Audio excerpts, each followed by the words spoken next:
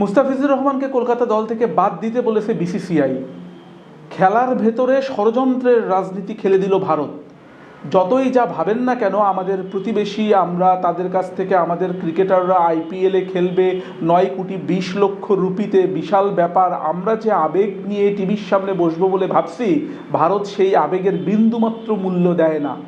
আমরা পয়লা বৈশাখে তাদের ওখানে টনের পর টন ইলিশ পাঠাই, আমাদের ইলিশ ছাড়া তাদের জামাই ষষ্ঠী হয় না।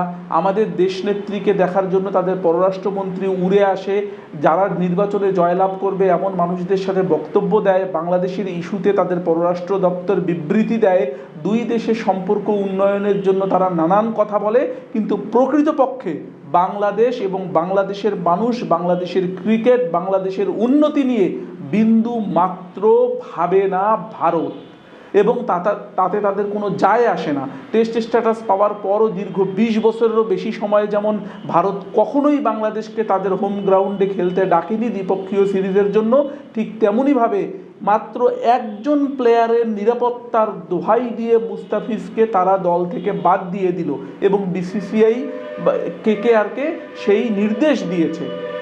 একটা জিনিস একটু ভাবেন, একটা জিনিস ভাবেন, আইপিএল হবে কবে?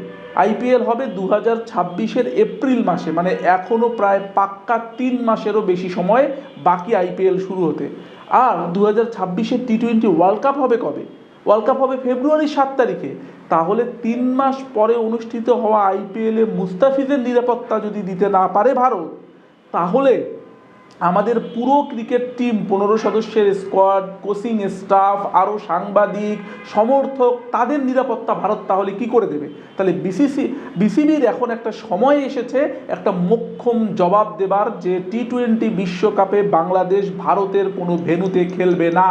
মজার ব্যাপার ছিল, কেকেআরে ছিল মুস্তাফিজ, কমপক্ষে 3টা টি-20 কিন্তু বাংলাদেশ কলকাতা ইডেন গার্ডেন্সে খেলার কথা ছিল।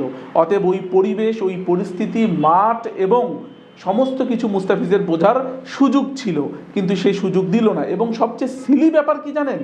কি নিরাপত্তা অজুহাত দিয়েছে একটু বলি আপনাদেরকে, প্রথম আলোর রিপোর্ট একটু পড়ে শোনাই। ভারতের সংবাদ মাধ্যম জানিয়েছে, বাংলাদেশের ধর্মীয় সংখ্যালঘুদের বিরুদ্ধে সহিংস ঘটনার খবর সামনে আসার পর কলকাতা নাইট রাইডার্সের সঙ্গে মুস্তাফিজের চুক্তিকে ঘিরে বিতর্ক তৈরি হয়েছে। এই প্রেক্ষাপটে 2026 আইপিএলে মুস্তাফিজের অংশগ্রহণ নিয়েও প্রশ্ন তুলেছেন কেউ কেউ। ভাই, বাংলাদেশের সংখ্যালঘু নির্যাতন কোথায় হইল? কোন জায়গায় ঘটছে?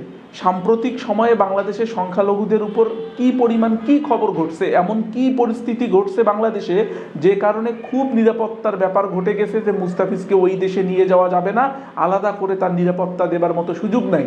তাহলে আপনারা যে বিশ্ব ক্রিকেট আয়োজন করবেন 2026-এ, সেখানে তাহলে কিভাবে এত বড় টিমকে আপনারা নিরাপত্তা দিবেন? তারা হোটেলে থাকবে, তারা মাঠে যাবে, তারা প্র্যাকটিস সেশনে যাবে, তাদের প্লেয়াররা বাইরে যাবে, তাহলে এত বড় নিরাপত্তার আয়োজন আপনারা কেমনে করবেন?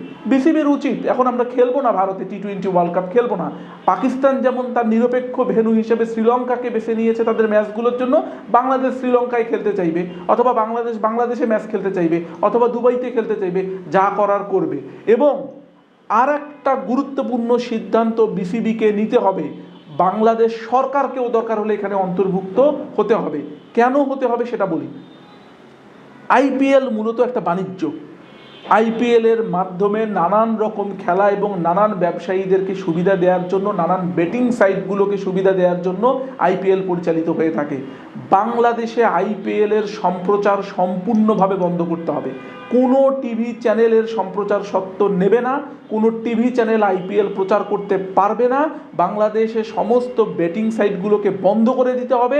আইপিএল জুয়ার সঙ্গে জড়িত কোনো প্লেয়ার এবং কোনো মানুষকে যদি পাওয়া যায়, সাথে সাথে দৃষ্টান্তমূলক ব্যবস্থা গ্রহণ করতে হবে। ভারতের সাথে খেলা হবে যে খেলাগুলো, সেই খেলাগুলো সম্প্রচারের ব্যাপারে সুন্দর নীতিমালার দরকার পড়বে। তাহলে আজকে মুস্তাফিজকে নিয়ে যা ঘটলো, তা শুধু মুস্তাফিজের ব্যাপার নয়, 9,20,00,000 রুপির ব্যাপার নয়, বরং মুস্তাফিজের মাধ্যমে বাংলাদেশের ক্রিকেট বোর্ড, বাংলাদেশের ক্রিকেট সমর্থক এবং বাংলাদেশের মানুষকে চপেটাঘাত করেছে বিসিসিআই।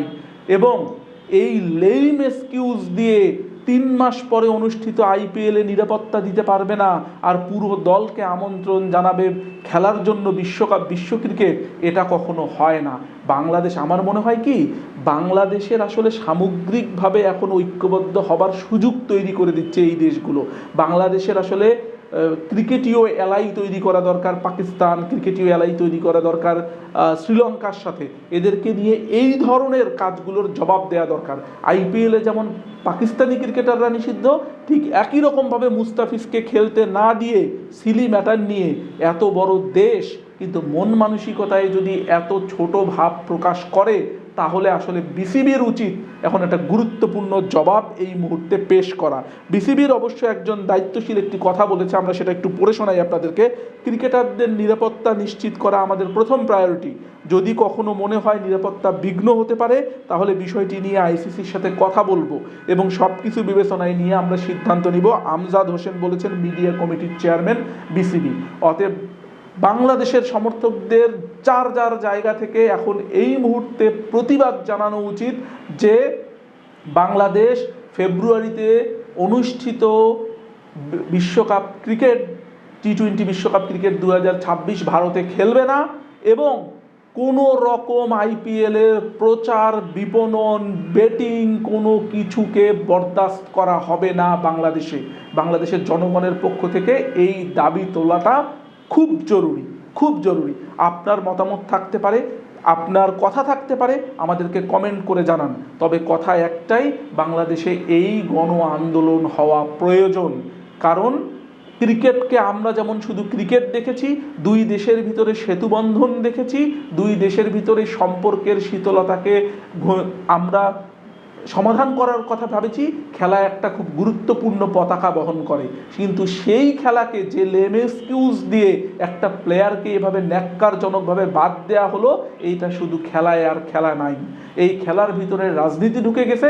আমরা যতই সীমানার প্রতিবেশীদেরকে বন্ধু ভাবি না কেন, তারা আমাদেরকে চপেটাঘাত করার জন্য বসেই থাকে। এর জবাব দেওয়ার সময় চলে এসছে। বাংলা পালসের সাথে থাকার জন্য ধন্যবাদ। সাবস্ক্রাইব করুন, কমেন্ট করে আপনার মতামত জানিয়ে দিন এবং আপনার এই মতামত, আপনার এই কমেন্ট, আপনার এই শেয়ার, এটা এর সাথে সংহতিও প্রকাশ করে। ধন্যবাদ সবাইকে।